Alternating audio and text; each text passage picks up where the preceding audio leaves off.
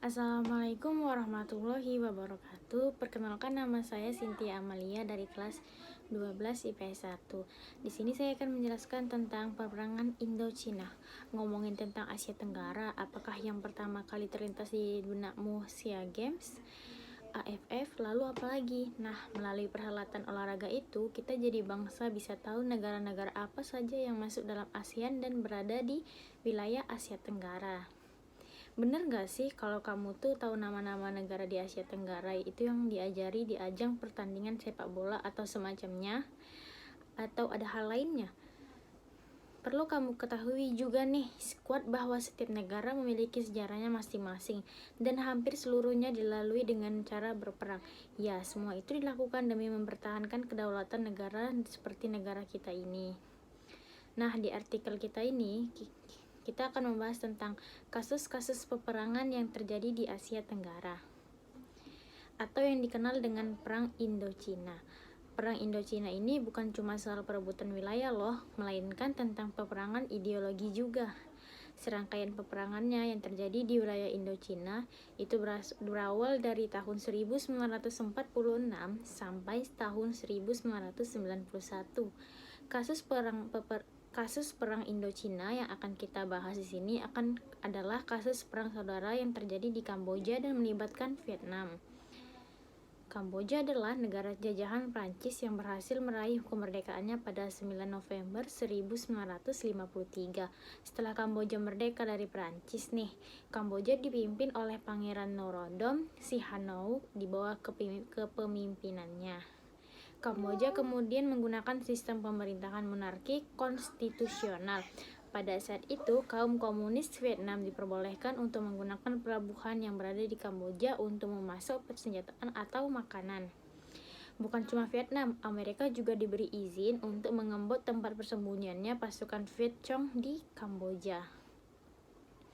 Kebijakan itu ternyata mendapat tantangan dari banyak pihak. Gimana enggak, dengan memberikan izin kepada Vietnam dan Amerika sama saja menjadikan Kamboja sebagai wilayah peperangan Vietnam.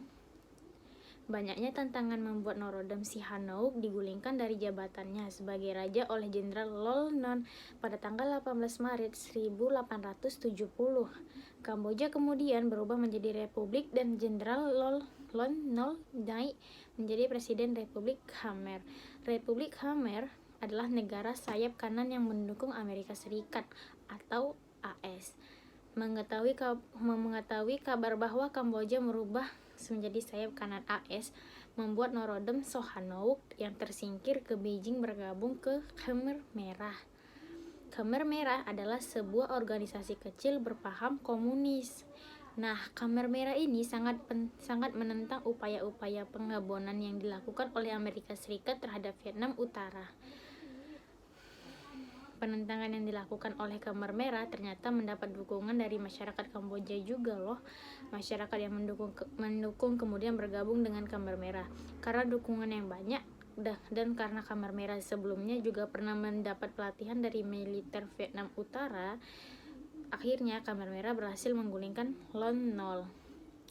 Khmer Merah juga menguasai Kamboja dan Pol Pot yang merupakan pemimpin organisasi ini sekaligus pengagum komunisme Mao (Tiongkok) mulai berkuasa dan mengubah nama Republik Khmer menjadi Kampuchea. Khmer Merah punya slogan yang terkenal, yaitu masyarakat Kamboja di bawah kekuasaan Khmer Merah diwajibkan untuk bekerja sebagai buruh pertanian, dilarang pakai kacamata, dilarang menguasai bahasa asing, bahkan dilarang ketawa dan menangis.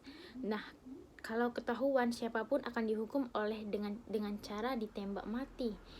Oke, kita balik lagi ke pembahasan. Terus nih, setelah 8 tahun masa pemerintah Khmer Merah, Vietnam menginvasi Kamboja dan tepat di tanggal 7 Januari 1979, pasukan Vietnam berhasil menduduki kota Phnom Penh.